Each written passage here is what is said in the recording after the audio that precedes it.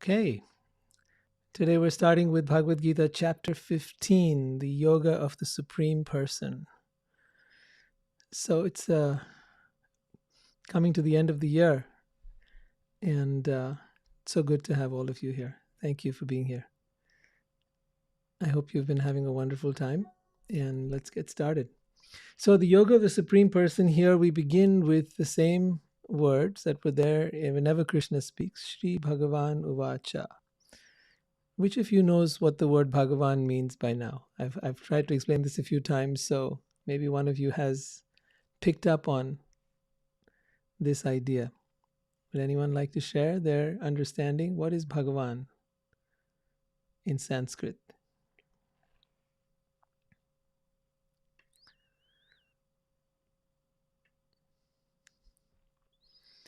Bhagavan. Bhagavan means the Supreme Being, often referred to as God.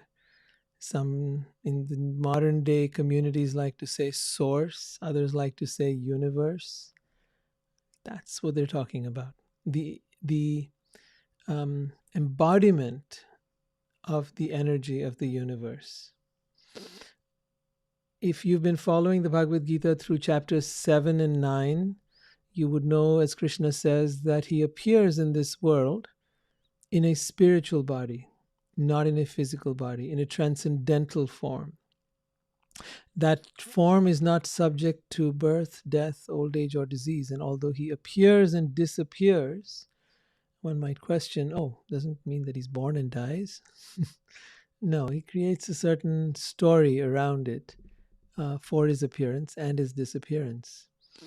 But it's very similar to, if you read the stories in the Bible of the virgin birth, the same thing is described back in the time of Krishna, 3,000 years before Christ.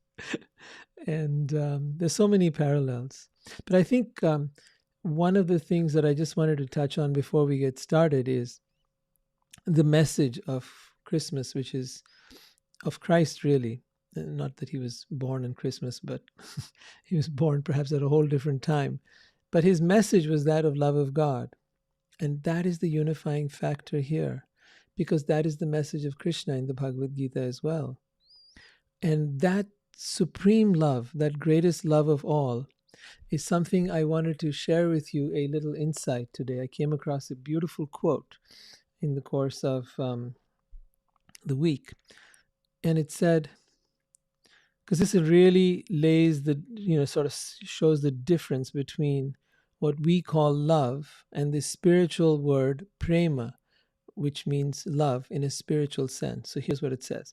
The quote says, "Love can be the greatest trap or the greatest liberator. When love is an attempt to satisfy need or lack, it is a trap." So think about that.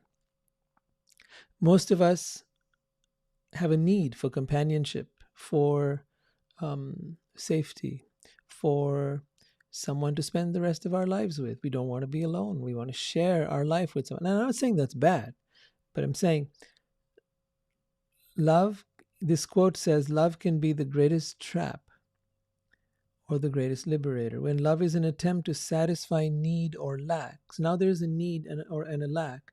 And if that need or lack is not satisfied, then you begin to feel trapped. That's the problem with needs. When needs are not satisfied, you feel stuck, you feel trapped. And that's why you see so much of divorce in today's time, because relationships are not based on pure love, they're based on need and lack. On the other hand, it says, when love is something you find within yourself that makes you whole and complete, and is not contingent or dependent on anything or anyone, then it is a liberator. So let me read that again for you. When love is something you find within yourself. Now remember, this love you find within yourself is not a state of mind. It is not a peace and love state of mind. It is not a set of words that people utter, nor is it a way of just trying to kind of gloss over the things of this world. Oh, it's all love and light. I hear these expressions all over the place, and I find it very amusing. Because what it's saying here, when love is something you find within yourself, what is within yourself? Not just your body, but your essence, your soul. So it's referring to a soul quality. When love is something you find, that is the quality of your soul, the quality of yourself, the quality of who you actually are. When you find love within yourself that makes you whole, and so when you find that, you feel whole and complete. There is no lack left. There is no sense of I need, if I don't have someone in my life, if I don't have someone for the holidays, if I don't have someone with me through the important events of life, somehow I'm missing out on something, right? So there is no sense of that lack. And um, when love is something you whole and complete and is not contingent or dependent on anything or anyone, then it is a liberator. So when you have found that love of yourself, and through that love of self, love of God, you will find that it liberates you from this world. And that's what Krishna has been saying. That was the message of Christ as well. So I thought I'd just bring that up, because there is a parallel. Even this, in the Muslim faith, Sufis, they have the same message. I'm not saying the main Muslim faith itself, but Sufis, which are an offshoot of that, they'd have the same message as well. So when you start to look at these different paths, you begin to understand that starting from the time of Krishna 5,000 years ago all the way to the present day, this message has been coming through loud and clear, that we have a love affair with God. We have the potential, shall we say, for a love affair with God.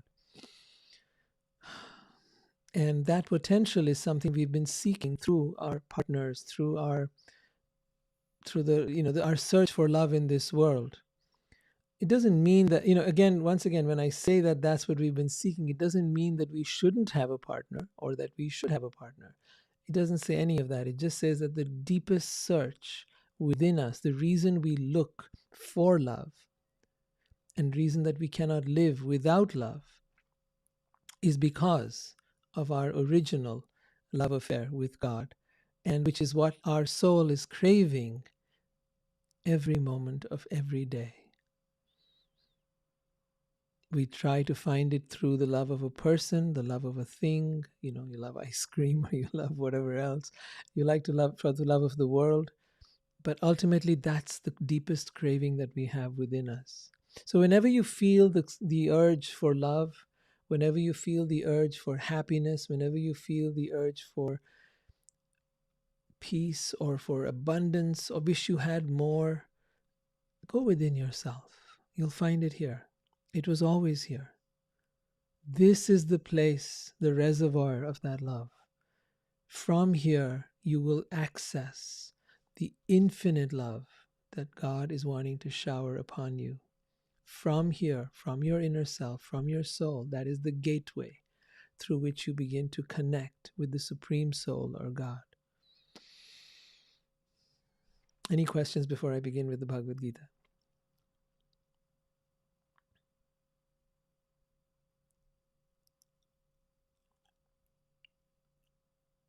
All good?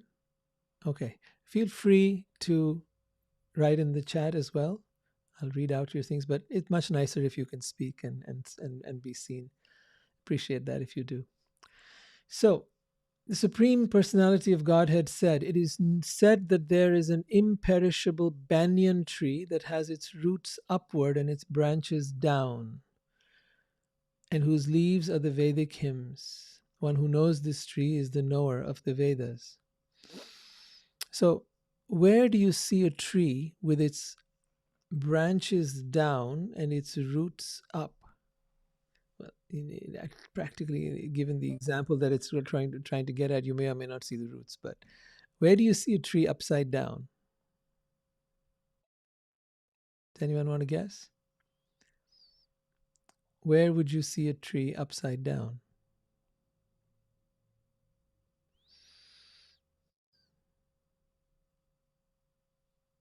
A reflection, maybe? In water? Yes, that's what it's alluding to. So there's a tree standing by the side of a river, let's say, or a lake, and it's reflected in the water. And what you're seeing, right, the upside down tree, let's read further, you'll understand. The branches of this tree extend downward and upward, downward and upward, nourished by the three modes of material nature. The twigs are the objects of the senses. This tree also has roots going down, and those are bound to the karma, the fruitive actions of human society. The real form of this tree cannot be perceived in this world. No one can understand where it ends, where it begins, or where its foundation is. But with determination, one must cut down this strongly rooted tree with the weapon of detachment. Thereafter, one must seek the place from which, having gone, one never returns, and there surrender to the Supreme Personality of Godhead, from whom everything began and from whom everything has extended since time immemorial. All right. So, what it's trying to say is that the world, let's go over two aspects of this statement, is that the world is a inverse reflection of the spiritual world. The world you see around you is an inverse reflection of the spiritual world. What that means is that in this world, everything is upside down. It's kind of crazy out here. So here, just like we were talking about love earlier, we search for love, but we don't know why we search for love. We don't realize that love is the very nature. Our search is for our very self. Our very self is love. And so the search for love is the search for the self, and through the self, God. Here, on the other hand, what we do is we try to find love in so many ways. We go by the way the person looks, what status the person has, what lifestyle they have. We look for so many different criteria and qualities. Oh, this person is funny, or this person is this or that. We go through so many ways in which we try to find love. But love has no such agenda. Love has no such qualities, right? Love exists for itself. It is complete in itself. It has no need to be defined by anything.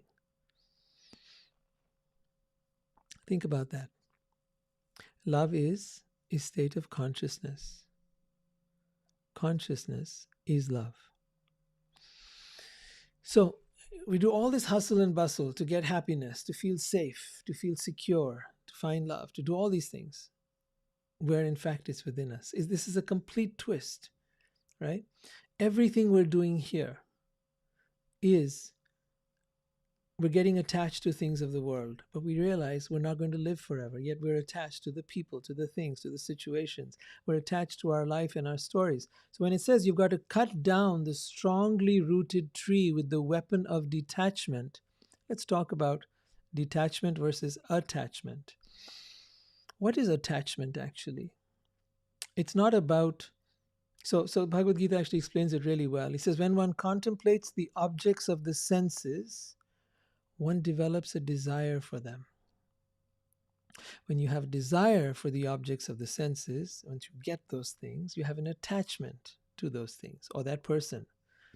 When there is attachment, if that thing is taken away from you, like if a doll is taken away from a kid, or if you lose your house, or your car has an accident, or if the partner you leave betrays you or leaves you, there is grief, and grief can sometimes be anger. And anger and grief and all these strong emotions can cause delusion. Delusion can cause us to do things that are completely out of control, sometimes referred to as acts of passion, or when people get violent and they kill someone even because they're so angry, because they're so upset. Crimes of passion, that's right. So we do crazy things in that illusion. Because we're so attached. And we might think, oh, we're doing this because that person deserved it, or, whatever. But no, we've become delusional. And in that moment of insanity, we do something crazy. And then we sometimes have to face the consequences for the rest of our life over our anger. But where did that anger start? It began with attachment. Where did attachment start? with contemplating the objects of the senses or our desires.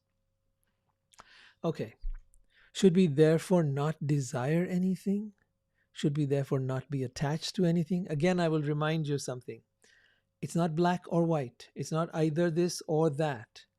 The answer is both and, which means it's being in, I think Christ said it beautifully, to be in the world, but not of the world, to not belong to the world.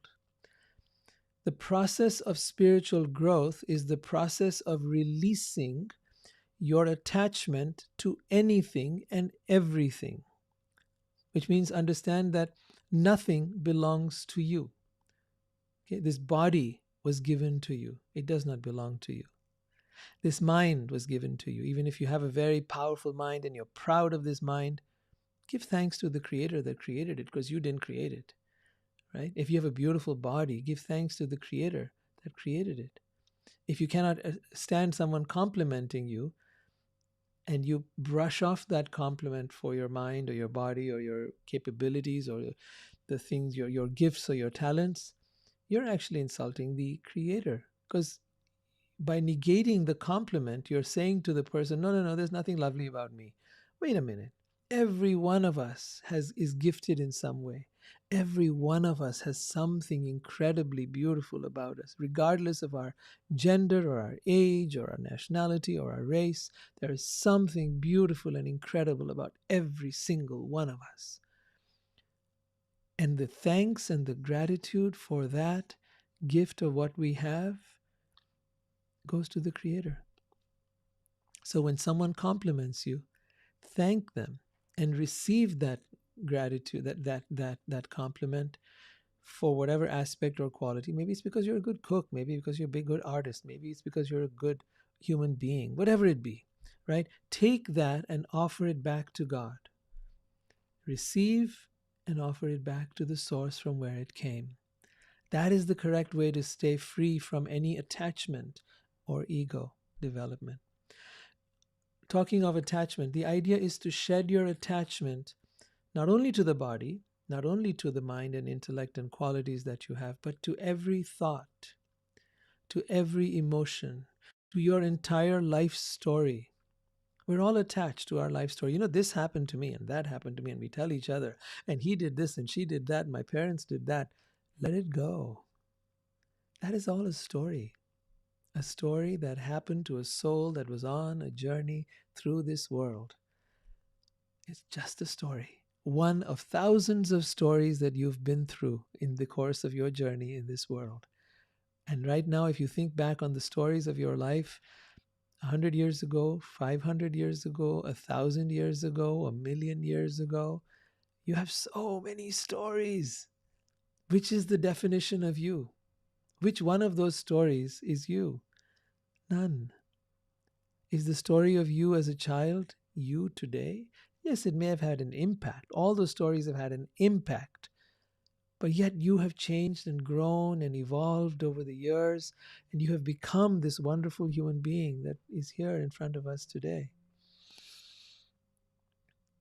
You've been a constant process of change. So none of them is you. Like the waves of a river go up and down, or an ocean go up and down, the stories of your life are also like waves. Trying to hold on to a wave will only cause you suffering and pain. Holding on to anything of this world, of this body, of this journey of your life will only cause you suffering and pain. In fact, I would say all the mental trauma that people have in today's time is because they hold on to their story of what happened, perhaps in childhood, perhaps later in teen, perhaps somewhere else, someone did this to you and someone did that to you. And now we're holding on to the story and we keep repeating it and repeating it, and we're attached to that story. What would happen if you let it go? Think of how you peel an onion. You peel off all the pieces and the layers. We want to peel off the layers of the ego. What is ego? Ego is identity. What are you identified with? That's what you want to let go of. Detachment is not about the stuff you have. Detachment is not from stuff. Detachment is from identification with. This is mine. My story, my body, my thoughts, my opinions, my beliefs. Right? This person insulted me. I'm therefore offended. I'm offended because my ego is offended. It got hurt. It doesn't like to be called name, told it's such, it made a mistake or it goofed up or it did something stupid. It wants to defend itself. My ego is doing that, not me. So once you understand the difference, the attachment to the thoughts and to the identity that those thoughts create. See, everything creates the identity. Your possessions create your identity. Your job creates your identity. Your car creates your identity. Who your partner is creates your identity. All of that together, that identity is the ego. Who gets hurt? The ego gets hurt. Who suffers? The ego suffers. What do you need to do to get beyond suffering? To get past the ego. It's a process. It won't happen in one day. But become conscious day after day after day about the things that irritate you and bother you. Notice your attachment to those things, those thoughts, those and then let them go. So shoot me some examples if you've got of things that might bother you, and I'll show you how you let it go. Because as you let them go, as you stop identifying with them, as you stop making it about me, they're talking about this body, they're talking about this mind, they're not talking about you. Your identity needs to be with the soul. This body will do crazy things, this mind will do stupid things. It will. Just the way it's designed. It's imperfect, it's flawed, it's messed up. And it will do foolish things. It will make mistakes. And it will then get mad at itself or at others. Right? But who did the stupid thing? The mind. Who's it getting mad at? Itself. Right? Or at someone else's mind. And sometimes it's getting mad at someone else and at you. But ultimately, none of it matters. And that's why it's really important to come back to center. What does it mean to come back to center? It means take a deep breath and come to the inner space within yourself, your soul, wherein there is peace always. Here there is no chaos. Here within yourself there is only love. There is only peace. There is only harmony. So whenever you're in disharmony, recognize, oh, it's coming because of my thought. I'm attached to this thought. I'm attached to this emotion. I'm attached to this story. Let it go. Thank it for coming. Let it go. Don't fight it. Don't resist it. Don't push it down. Don't shove it away. Don't resist it. Because if you resist it, you're going to hold it. I don't want to feel bad, so I shove it down and I put on a fake smile. No. Welcome the visitor. Thank you for coming. Is there any message? No. Thank you. You may leave. That's literally how we have to become the observer of our thoughts, of our emotions, and of our life story. And little by little, as we let it go, we start to enjoy life. Why? Because we're not holding on to anything. We're not holding on to what he said and what she said and what happened, and we're not holding on to any of it. Everything moves through us. Like you know how you have pipes that take water to your house? Just like water flowing through a pipe, just like water flowing down a river. It's flowing away. The thoughts are coming, the feelings are coming. Let them come. It's all right. We don't have to be without feelings. Who says? You don't have to be without thoughts. Who says? But let them move through you. Let them move through. Let them come. Watch them and say, interesting. Wow. You really thought that, huh? Telling your mind. Wow, fascinating that you thought that. Let it go. It's going to be like, wait a minute, take me seriously. No, I'm not going to take you seriously. Why should I take you seriously? That's what you'd like. You'd like me to take you seriously. But seriously, you got it all messed up. You're taking things and screwing them around and messing up with my head. Why should I take you seriously? All right, let's pause for a minute. Questions?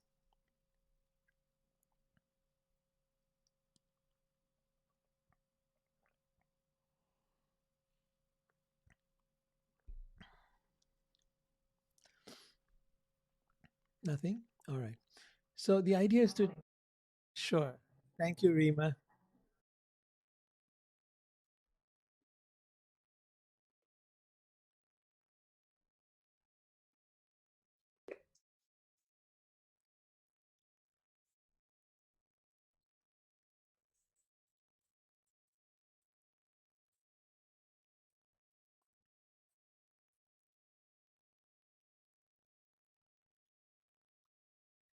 The person who has the ego has the problem. Is that right? Is that what I'm hearing you say?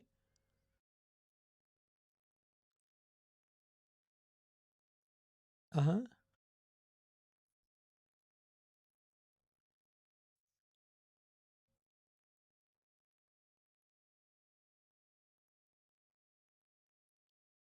Okay.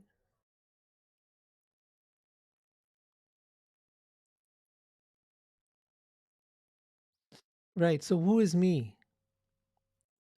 Who is me? Am I who I think I am? Who is me? Am, yeah. Am I the one that has a personality? Am I the one that has attributes, qualities? Am I that? Or am I something else?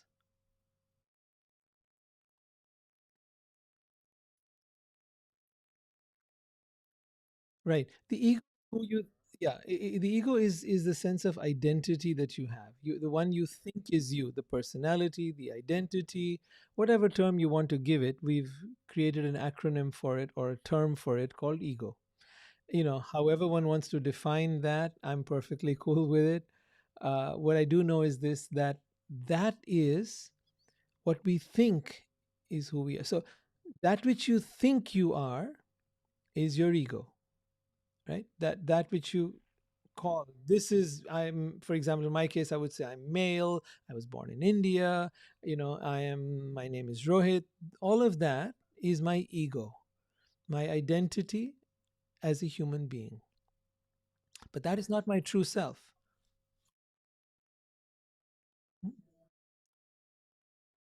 Correct. It is okay. So you're right now. The sum of the attachments of all that you think you are, it forms your ego. The sum of all of that. If you took all of your attachments to your thoughts, your emotions, your experiences, your, you know, everything that has happened to you and everything that you believe, you put it all together, you will create a construct called the ego.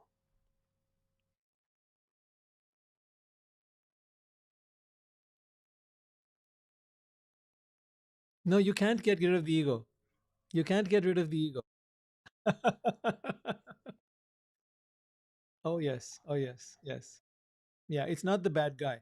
It's very important. It's a very, you know, it's like your car. You're not your car. You have a car. And your car is a vehicle which allows you to get from one place to another. The ego is essential for running the body mind organism that you live in. It's essential. Now you can reprogram the ego, but one way or the other, you still have to have this operating system that is there within this that runs the mind. Yeah. What happened in the past in the process of growing up is that because no one told us of what the real self is, we looked to the world to give us a sense of who we are. So our parents told us, you're smart, you're stupid, you're ugly, you're beautiful. Our teachers, our friends, experiences taught us who we are. We kept looking for that self definition. That self definition, as we gathered the data from the world and from the events of our life, formed the ego. You cannot get rid of it, but you can replace it or you can reprogram it. For example, as you get in touch with your soul and you spend more and more time there in your inner self, and as you keep informing your mind that this is the real self, this is me, the real me is here now, right? As I feel that inner space, in when my mind is quiet, I experience that peaceful, inner, blissful state. And the more I keep going there and the more I keep informing my mind that this is the real me, then I begin to start living from that inner space now. And I take that which is within me and start manifesting it outside me. So that is the process of, what was the word? Well, yes, but of reprogramming. Neti neti, yes. Thank you for bringing up that term. I'm glad you know of it. Neti neti is what I talked about. That is the peeling away of the layers of the ego. I am not this, I am not this, I am not this, I am not that. That is na iti, not that. I am not this, I am not this, I am not this, I am not this, na iti. So as you peel away those layers, you come to the core. You come to the core of who you are. That is one way of getting there, right? And that is what he's talking about, cutting down the branches of the tree of this world, this inverse, upside down world, the way we are as human beings, is the inverse of the spiritual world. And therefore, it feels so much like, where am I? Why have I landed up here? Because I long to live forever, and yet I know one day I will die. It doesn't gel. A part of me knows I'm an eternal being. That is why none of us wants to die. A part of me knows that I'm eternally youthful. Therefore, none of us likes to get old because our soul is eternally youthful. A part of me knows that I am loved and will always be loved, no matter what. It doesn't matter whether somebody's in my life or not in my life. I am loved and I will always be loved, and I am love. And yet the reality of the world shows me otherwise. Oh, I'm alone, I don't have anybody in my life, and I'm unhappy. The holidays have come and there's nobody by my side, and we have this grief and this depression, and oh, it's horrible. The world is upside down. That's the point he's making here. Time feels weird.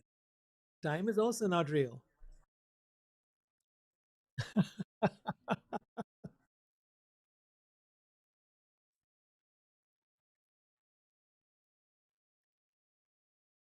Right.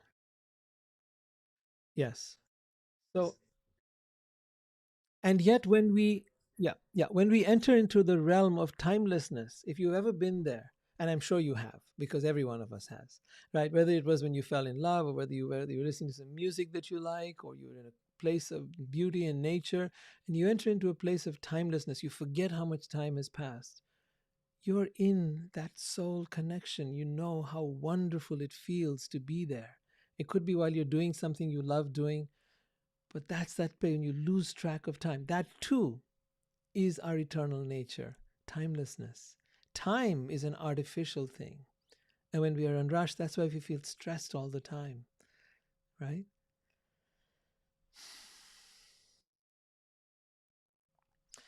All right, let's continue. Therefore, one must seek the place.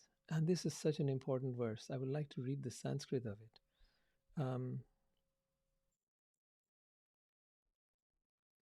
Hmm. Tata padam, yeah, yes, yeah, Parimagitavyam yasmin gata na nirvanti bhuya tam eva adyam purusham prapadye yat pravriti pashrita purani. So what he's saying here is that one must seek the place from which, having gone, one never returns. See, he's talking about a place beyond this place. Beyond this material world lies a place where you will not have to come back to the cycle of birth and death. One must seek that place from which, having gone, one never returns, and there surrender to the Supreme Personality of Godhead, from whom everything began and from whom everything has extended since time immemorial. So, how does one seek that place? Those who are free from false prestige, illusion, and false association, who understand the eternal, who are done with karma. Karma is desire. And who are freed from the dualities of happiness and distress, and who, unbewildered, know how to surrender to the Supreme Person, attain to that eternal kingdom. So this process that we're talking about of naiti, now since you brought it up, Lyra, I'm going to use that term, which means not this. I am not this. I am not my thoughts as they come up. You got to do it step by step as it comes up. I am not. When you look at yourself in the mirror, I am not this. When you hear your thoughts, I am not this. Gradually peeling away, because you know your mind will take over otherwise. Oh, look at this, I'm getting older. Oh, look at this, these wrinkles are coming up. Oh, look at this, I'm putting on weight. Now I've had too much stuff to eat during the holidays. Yes, your body has done stuff, no doubt, and your body is going through an experience, no doubt, but your body is giving you the experience that you are not this. Remember that. It's important to take care of it like you take care of your car, but you are not your car.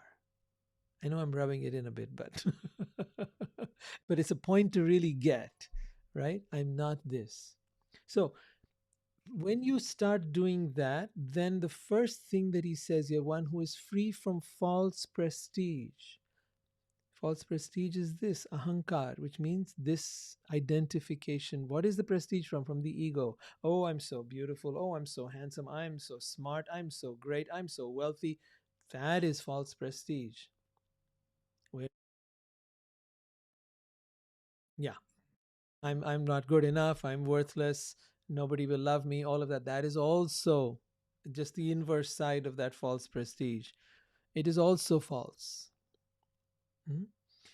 And that is also part of that illusion that we are caught up in, illusion that we are identifying with this world and with the stuff of this world, and false association. In fact, think about it. If you love someone, or you call someone your friend, or you call someone your family, how well do you know them? You know their body, you know what they look like, right? You know their thoughts. But have you really ever stopped to really connect with the soul of that person? Have you really spent a few minutes in timelessness, really staying connected in silence, feeling their presence, their energy?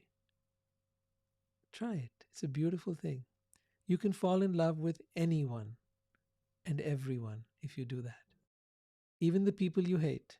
If you go out of your mind, and if you just come into your body and you come into your heart and you connect with them at a soul to soul level, you will find yourself falling in love with anyone and everyone. It's amazing. You're out of your mind to be with this person. What is wrong with you?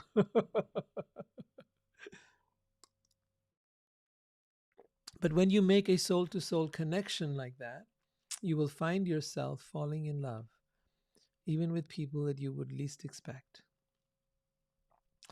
So, um, yeah. The person who understands the eternal and is done with material desire. So the word used here is kama or lust, but it can equally be translated to desire in its broader context, because that, I believe, is the actual meaning of it.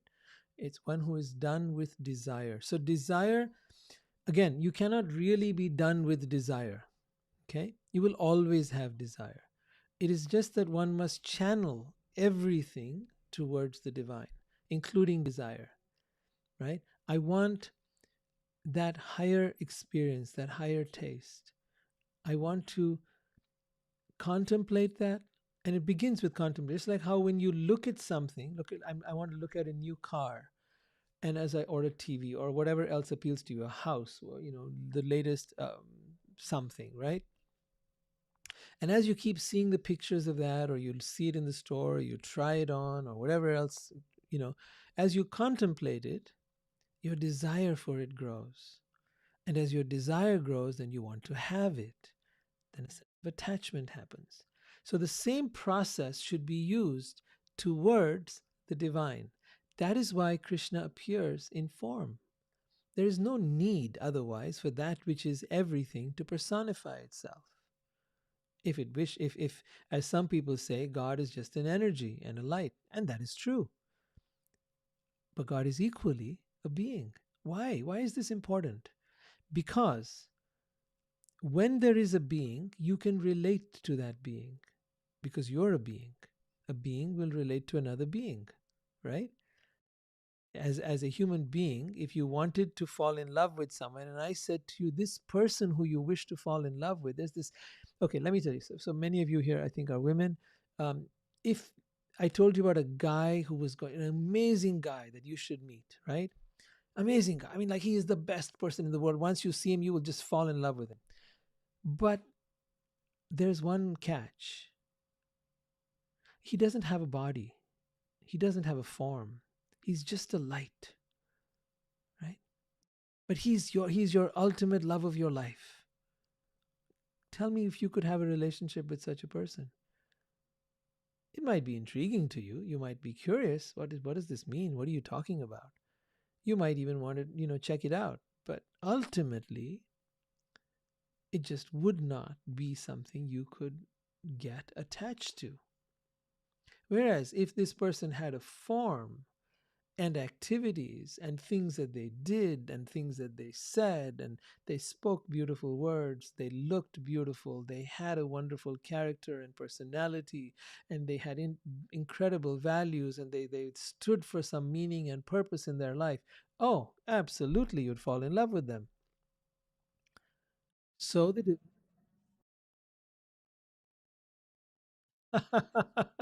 yes, a light is as unlikely as Beauty and the Beast. You're right. Yes.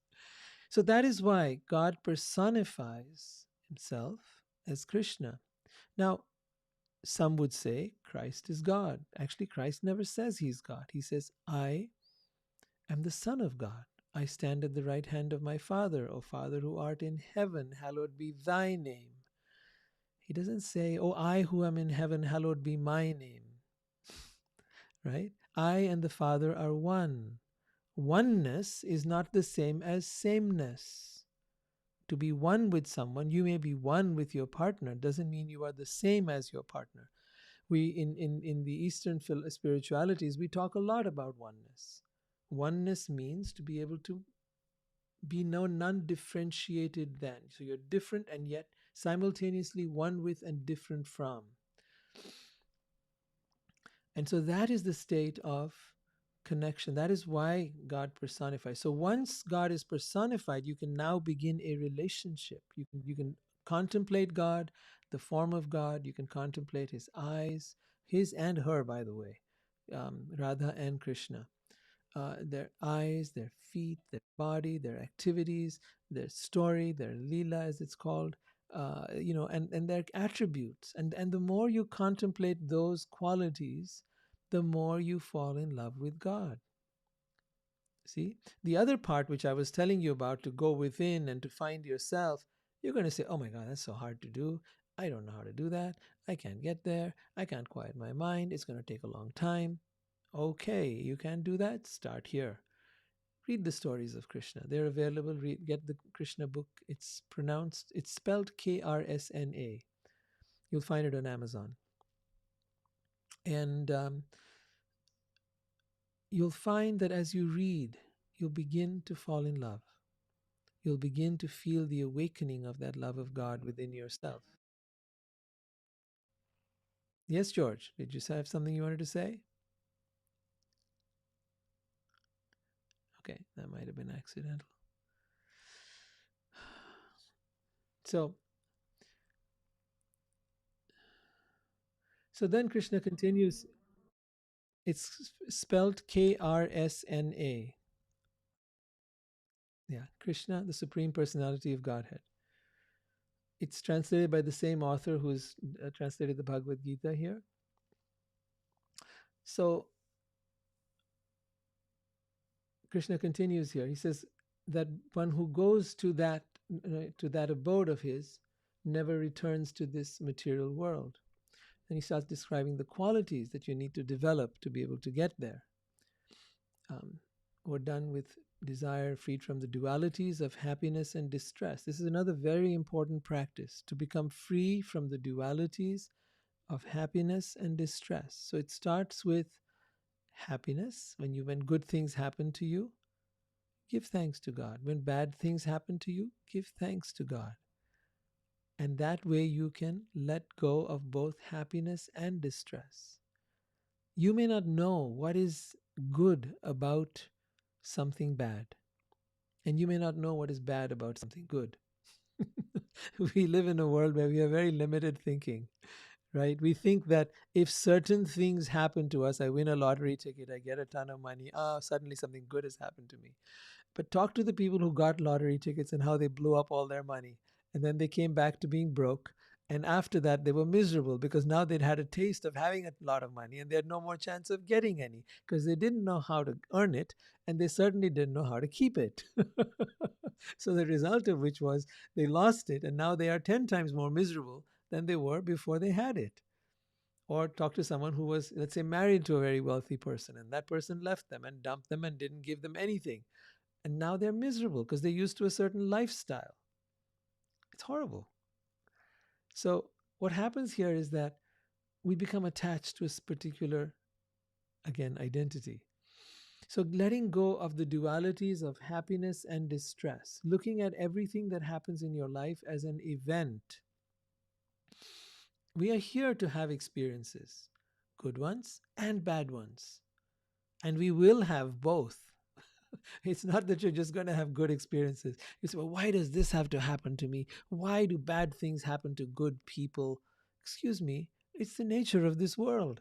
It is not personal. It is not your exclusive domain that because you have been such a good human being or you've done good to others that therefore bad things will not happen to you. Hello? The world is designed in a way that good things will happen to everyone and bad things will happen to everyone. Take it or leave it. This is just how it is out here. Okay? It's not no one's being partial with you. No one's giving you a hard time. You're not being picked on by the universe. We tend to make everything very personal and it's not. Events are happening. Things are going on. They're not personal. They sometimes feel as if they are because they're happening to you, but it's often just a certain timing, a certain place, a certain situation. Boom. Sometimes it's a certain weakness within yourself. Sometimes it's a certain, it's inexplicable. But what it is there will always be ups and downs. This much is certain. How, when, and where, it's only a matter of time.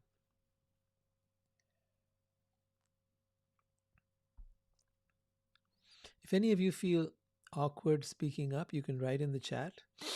Be happy to respond to your questions there as well. Yes, Mariah. Hi.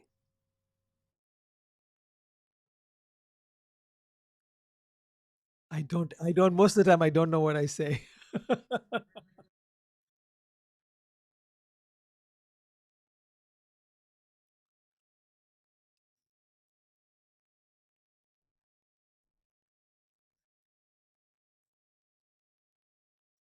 Yes, yes, yes. I think I remember that. I said we don't know what is the good that the good that is in the bad that happens to us, or the bad that is in the good that happens to us. Right? We don't know, and sometimes when good things do happen, we don't realize that there is actually a reverse a reaction that could happen. Like you meet the love of your life, and then suddenly, a few years later, you find out they cheated on you, but you thought you'd finally arrived and you were in bliss. Right? And now you feel cheated and betrayed and let down and like, oh, right? You think you've got this great job, and then you find out that in this job there is a boss, and that boss is such a jerk, and then they completely make your life hell. But in that moment when you first got it, you thought, oh my God, guys, I got the best job ever. You don't know. And then sometimes bad things happen, and something good comes out of that. And sometimes your life has been a series of bad things, right? And yet you've become this incredible person that you are today. So I often say that the sweetest fruits come out of shit. So if you think of a tree, right, and a fertilizer, and that fertilizer gives nutrients to that tree, and that tree in turn bears juicy, sweet, beautiful fruit. Where did that fruit come from? It came from shit, fertilizer.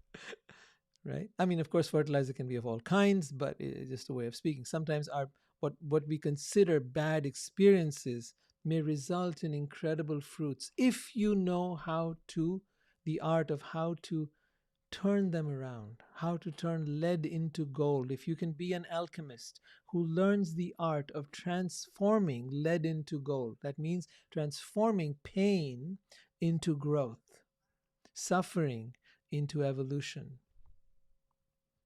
That is the quality of alchemist we need to become. That every situation that comes our way is a gift. Every situation that comes our way, give thanks for it. It's not easy to do. I might be able to do it most of the time, but I'm sure there's moments I fail at it, right? There's moments where I get hit on the head with something it takes me a little while to realize, wait a minute, calm down. Mind's taken off, ego's decided to get all wacky, and then you got to rein it back in and say, hey, calm down.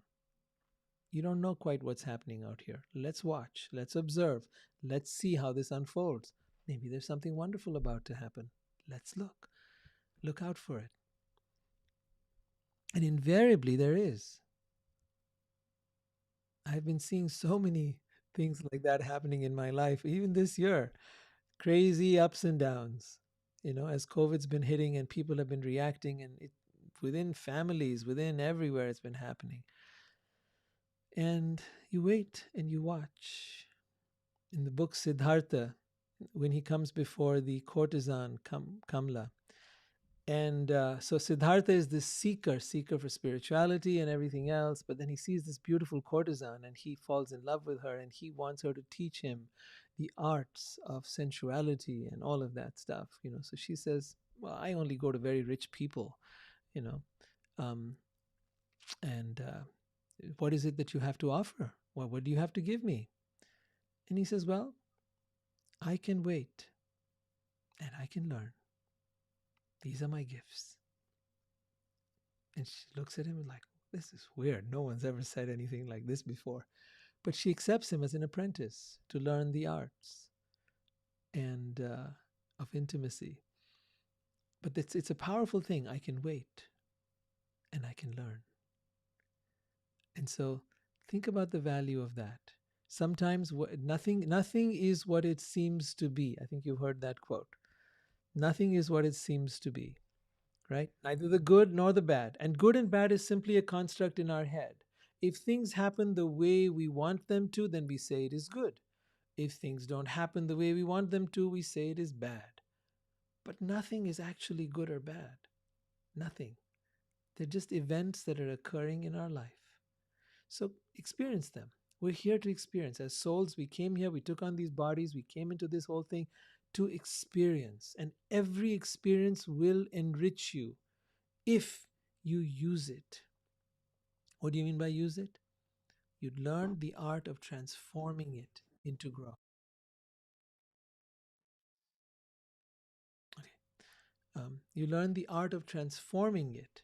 What does that mean, transforming it? Watch and observe and learn. And everything will reveal its gifts to you. Every experience will reveal its gifts to you. Okay, I'm itching to go on to the next verse in the Bhagavad Gita. So now he says in the next verse, chapter 15, text number 6, that supreme abode of mine. So now he's describing what some call the light and others call heaven. That supreme abode of mine is not illumined by the sun or moon or by fire or electricity. Those who reach it never return to this material world. So the first thing is, it is not illumined by the sun or moon or fire or electricity. So how is it illumined? This world is illumined by the sun. If there was no sun, it would be dark here. Right? There would be no, and it would be hot. It would be cold. It would be freezing. We would completely freeze up. Right? Nothing, no life would exist if it weren't for the sun. So if there's no sun out there, if there's no moon out there, if there's no fire out there, if there's no electricity out there, then how is life going to exist? The answer is very interesting. The entire spiritual world is self-illumined. That is, every atom there within it is emanating light. Every particle within there is emanating light. Here, if you look at the region between the sun and the earth, there is no light. It is dark. You actually do not see anything. You do not see the sun rays traveling from the sun to the earth. It's only when they hit the earth, when they hit the atmosphere of the earth, that atmosphere, because it's got dust particles and stuff in it, that lights up. So it's hitting against something that lights. It hits against the moon, it lights up. It hits against the particles of the atmosphere or on the earth itself, then that lights up. But in between the earth and the sun, there you do not even see the rays of light, right? And yet, so the difference is the spiritual world, every part of it is self-illumined. That is why some have called it the light. In Sanskrit, it is called Brahma Jyoti, the eternal light. It is always light. There is no such thing as darkness there. That is how it is described. So Krishna says that supreme abode of mine is not illumined by the sun or moon or fire or electricity. Those who reach it never return to this material world. The living entities in this world are my eternal fragmental parts. Due to conditioned life, they are struggling hard with the six senses, which include the mind, the five senses and the mind. So we are all the eternal fragmental parts of God. In other words, we are actually God-like beings, but fragmental. We are each of us like a drop of water from the ocean. We have the qualities of God within us. So if you really want to know what God is, you don't have to believe in God. You simply have to look within yourself. Experience your real self. Go past the ego, guys, go past the mind, go past your identity. That's why that whole peeling off process was there, right? So as you go deep within yourself, right, through meditation or any other process, you experience the real self. And in that, you begin to experience the qualities of God. You don't have to believe it. You can experience it right here. You can experience what is God. Now you know, oh, I feel peaceful when I go inside. God is a God of peace because I'm a fragment of God. So think of it like this. If I tasted a drop of water from the ocean, I would know what an ocean tastes like, right? It's the same taste as in the drop of water as in the ocean. Now, the drop of water doesn't have the power of the ocean, but it has some of the qualities of the ocean in it. It is salty. It is wet. Right? It has the same density of water as the ocean does. But when you bring it to the ocean, it suddenly has a whole lot more power and majesty and glory. And that is the same with God.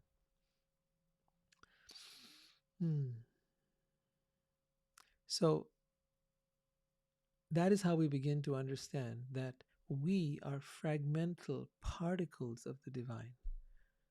And that if we want to experience God, we don't have to look far. We don't have to go to heaven. We don't have to die. We don't have to believe. We don't have to nothing.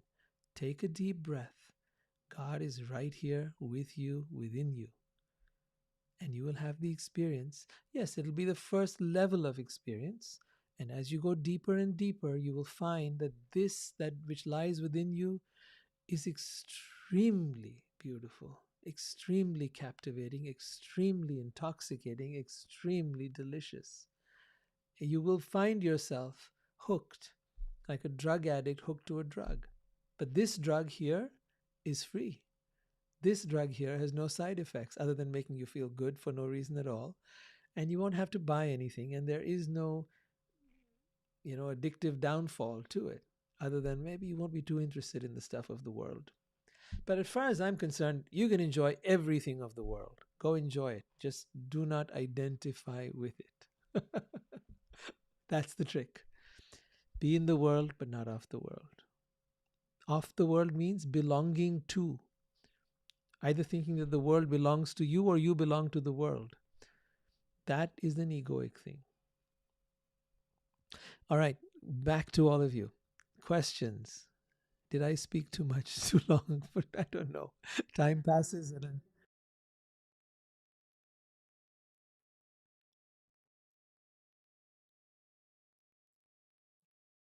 yes, I said that. Yeah, thank you. Yeah, you are the masterpiece. You must know that. You are God's masterpiece. And when someone praises that masterpiece, they are praising God.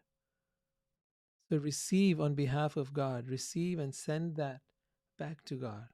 That's where it needs to go. And then there will never be pride or arrogance on your part. You will never feel yourself, oh, and neither do you reject it because they're not praising you. They're praising that which made you. You didn't make you. You're not, you didn't, you're not the artist of this. Right? So, thank you. Anything else you want to share? Anything else you learned? Anyone else want to share something you've learned? Thank you, Amanda, for that little heart there. Anyone wants to share anything you've learned, anything you understood, any questions you might have? We've got about 5 more minutes. I want to honor your being here today. And before we go, I want to wish you all a very, very happy new year. And may this be a wonderful, wonderful year for all of you. I think we will meet in the new year. Is that right? Yeah? Okay. Hmm. So, what years are made up by human beings, but it's good to have uh, some kind of little rituals that we create here. All right. Is there anyone else that would like to ask anything or share anything?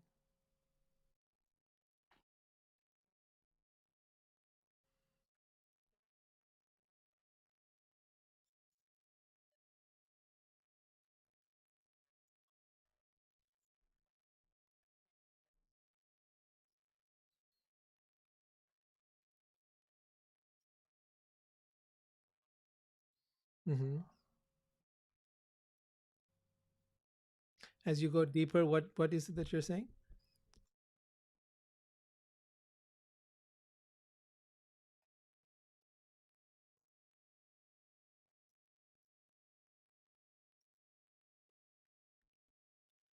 Oh, yes. Yes. Those will be revealed as you start spending more and more time with you. That when I say you, I mean the real you. That is experienced by when you have a quiet mind. So your first job is to really practice meditation, any kind of meditation. That look, it's not about what you practice. What is important is that your mind is quiet, right? In that quietened mind, you will begin to experience the real you. And in that experience of you, you will have discovered what you've been looking for. You will realize that everything you were looking for in this world was with you all along. And you will also experience the nature of God simultaneously. So it's just an incredible thing to have happen. And I know it doesn't happen immediately. There are many layers we have to work on, layers of identity, as we spoke about today, layers of our thought and mind, our body, all of that. And as we peel through those layers, we enter to this space. The fastest way to get there that I know of, meditation, yes, but even faster, even deeper, even more, is a place of developing a relationship with God and then going into a place of surrender and appealing for help. See, we try to do everything ourselves, and yes, you can. But the path of devotion, the path of bhakti, right, devotional yoga, as it's also called, is a path of surrender.